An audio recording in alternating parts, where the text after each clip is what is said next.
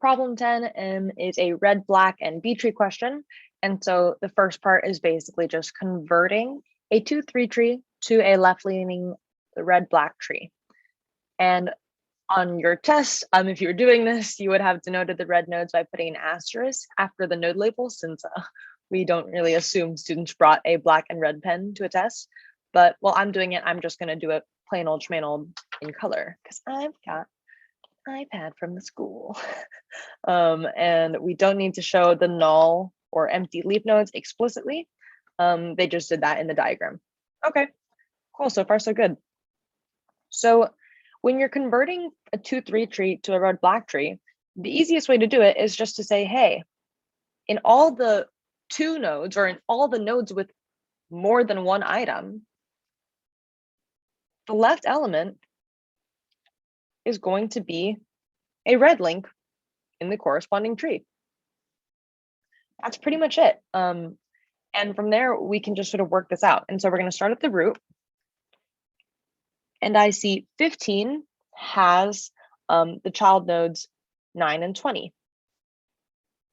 And remember, I knew this because this node right here, essentially, we know is going to get converted to something that looks like this, right? And so 15's child must be the 9 and not the 7, because this is the conversion that we do from a multi-node. And so we have 9 and 20.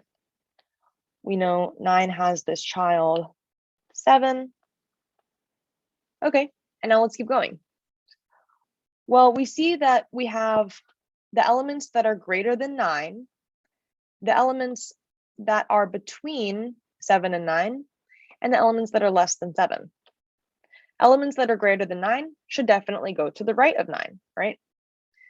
And so we have this whole multi-node, which again gets the same process of the right thing is a black node and the left thing is the left-leaning red child of the node it used to share a spot with in the 2-3 tree.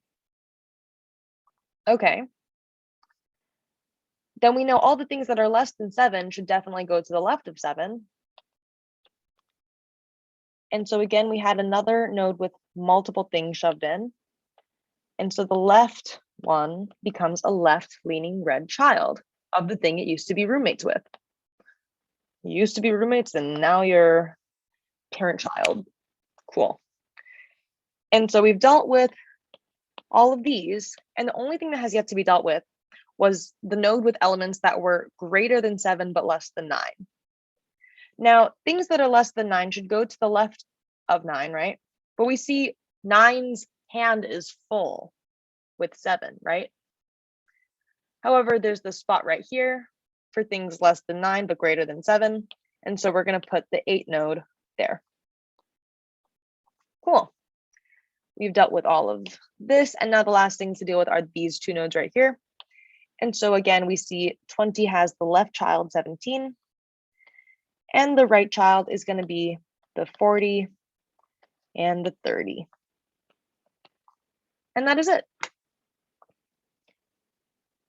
The next subpart of this problem says 2-3 trees are perfectly balanced by construction, right? All paths from leaf to root are the same length. Red-black trees can technically be unbalanced in terms of all of the nodes, right? They are balanced in terms of the number of black nodes. However, the red nodes could be unbalanced.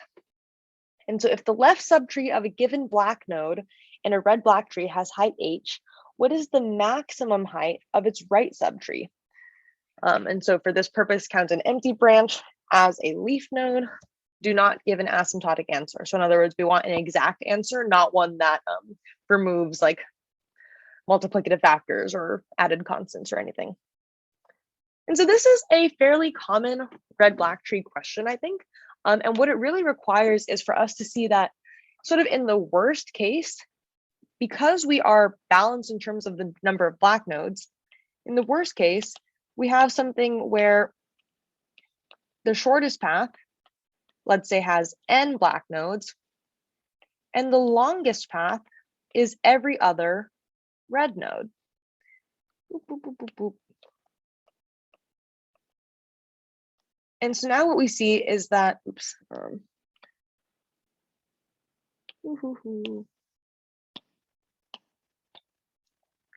both of these paths have the same number of black nodes on the path from leaf to root, right? 1, 2, 3, 4, and then 5 if you count the root, and 1, 2, 3, 4, 5 if you count the root.